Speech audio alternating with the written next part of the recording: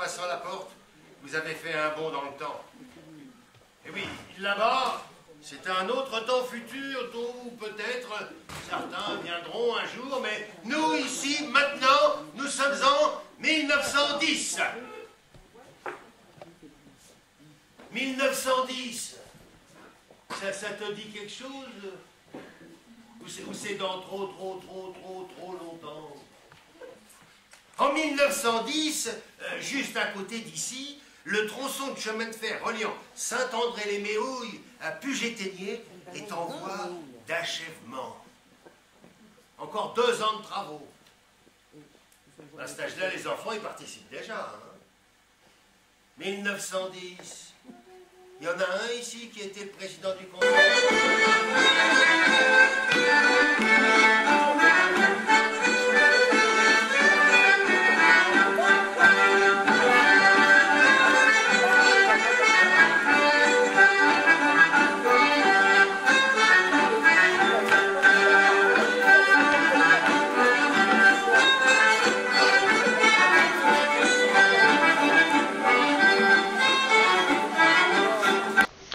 Dimanche 9 novembre, 2 conférences étaient proposées à 15 h, correspondance de Castellane pendant la Grande Guerre avec Jean-Luc Domingue.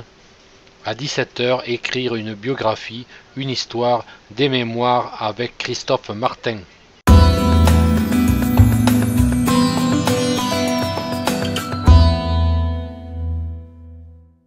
Bonjour, donc je vous présente. Ça, c'est une exposition. Derrière moi, vous pouvez voir une exposition sur les bataillons de chasseurs alpins au Pays niçois. C'est une exposition qui est réalisée par l'Association généalogique des Alpes-Maritimes. On a travaillé depuis février 2011 dans le cadre du projet Bleuet, qui est une équipe au sein de la gamme qui a recensé tous les morts pour la France du département des Alpes-Maritimes. Et on a fait une base de données. On a réalisé cette exposition sur les chasseurs alpins parce que ce sont des régiments typiques de nos régions.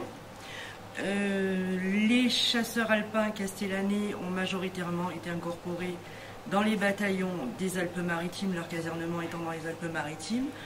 Étant moi-même la relation entre la gamme et l'association Petra Castellana, on a pu présenter aujourd'hui cette exposition qui vient de la gamme et aujourd'hui pour le projet centenaire de Petra Castellana. Et je tiens aujourd'hui ce stand pour informer les gens, leur donner des informations sur leurs ancêtres qui ont combattu pendant la Grande Guerre, leur donner leur parcours militaire, éventuellement date et mort de décès s'ils ne sont pas revenus, lieu de sépulture, pour les recherches généalogiques ou simplement informatives. Voilà, les visiteurs ils peuvent demander des renseignements sur leurs parents, quoi. Voilà, sur leurs ancêtres qui ont combattu en 14. On a tous plus ou moins un grand-père, un arrière-grand-père qui a combattu à la guerre de 14-18.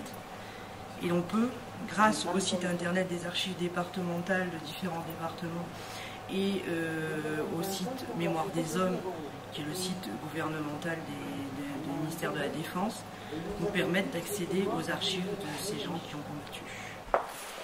Avec, pour Castellane, les fiches morts pour la France des chasseurs alpins castellanais, et puis après les hameaux Castillon et Rousse. À côté, quoi. Ouais. Ça, c'est les 2 panneaux qu'on a vraiment personnalisés pour cette exposition. Pour l'exposition. Votre exposition, elle tourne dans les Alpes-Maritimes constamment. Ouais.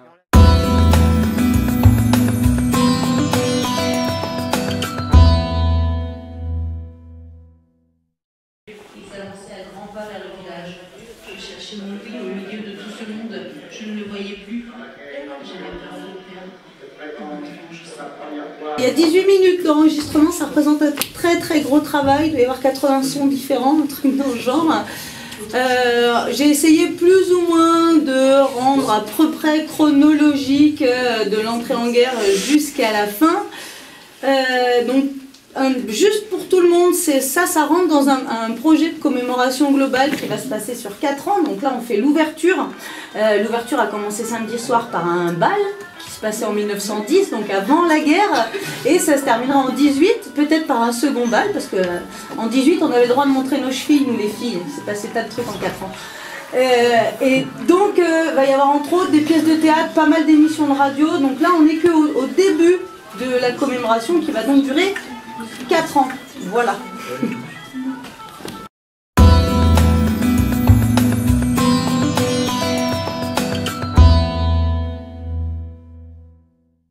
Le travail a été long, nous n'avons pas fait que cela, c'est pour ça aussi que nous avons mis du temps.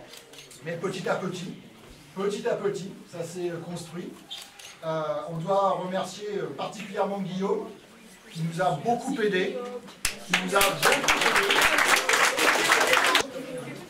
Sans lui, les panneaux ne seraient pas aussi beaux que cela.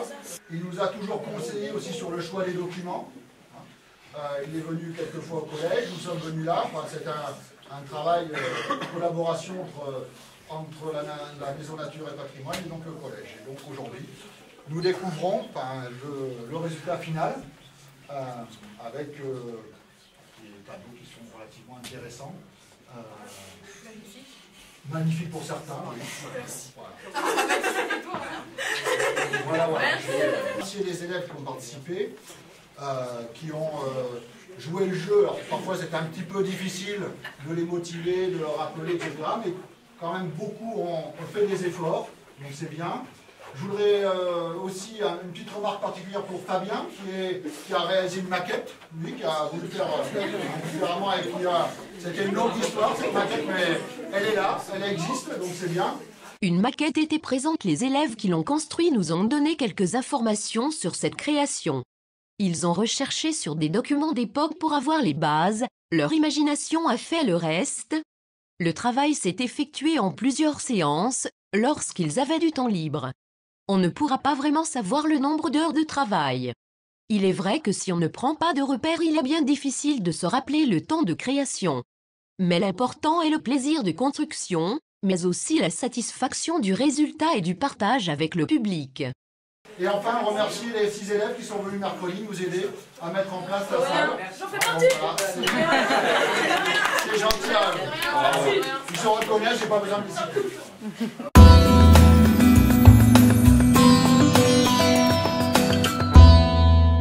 Guillaume, et j'ai été frappé quand même par la qualité de l'exposition. La commune vous remercie d'ailleurs de participer à tout ce qui concerne la guerre de 14-18, ces événements il y a 100 ans, et là on a 4 ans jusqu'en 2018 où on va pouvoir mettre un peu l'accent là-dessus. Il y a bien des aspects qui n'ont pas été abordés, mais dans toutes vos expositions, dans tout ce que j'ai vu, dans tous les panneaux, je vois que c'est du travail qui a été de recherche, un travail sérieux. C'est important à votre âge, hein, on fait beaucoup de choses comme ça. On vit à l'heure actuelle dans la joie et si vous voulez, on se rend pas compte que notre bonheur actuel, et si on est libre maintenant, ça repose aussi sur des gens qui ont fait le sacrifice de leur vie. Hein, et ça semble inimaginable. Première guerre mondiale, Deuxième Guerre mondiale, ces gens-là, ils n'avaient pas le choix. Ils partaient de leur campagne et ils mouraient la plupart du temps, ils ne savaient pas vraiment pourquoi, ils savaient que c'était pour la patrie, mais ils en savaient plus. Vous en savez probablement infiniment plus que l'avez compris au départ. Et c'était leur devoir. Il y en a aussi, je ne sais pas si vous l'avez abordé, peut-être dans votre exposition, qui ont été fusillés pour l'exemple. Et ça, c'est important, renseignez-vous un peu là-dessus, c'est-à-dire qu'il y a des Français qui ont été considérés comme des déserteurs. Les 3/4 du temps, ils n'étaient pas des déserteurs, et ils ne pouvaient pas prouver le pourquoi du comment, ils n'étaient pas au bon endroit au bon moment. Et ils ont été fusillés par leurs propres officiers. Et moi, j'en ai connu, il y a pas mal d'années, un qui justement avait participé à, comme ça, un peloton d'exécution. Il ne s'en est jamais remis d'ailleurs. Parce qu'il fusillait des jeunes, et il savait très bien que c'était pour l'exemple, c'est-à-dire pour faire peur aux autres. Parce qu'à un moment donné, on avait compris, du côté allemand comme du côté français, il s'était aperçu que cette guerre, c'était une guerre aussi fratricide, une guerre aussi destructrice d'un côté comme de l'autre, et où il a fallu des décennies pour s'en remettre. Donc c'est très bien que des collégiens, des jeunes comme vous, puissent se pencher sur ce passé. C'est l'avenir, c'est ça. On le puise justement dans les événements qui se sont déroulés.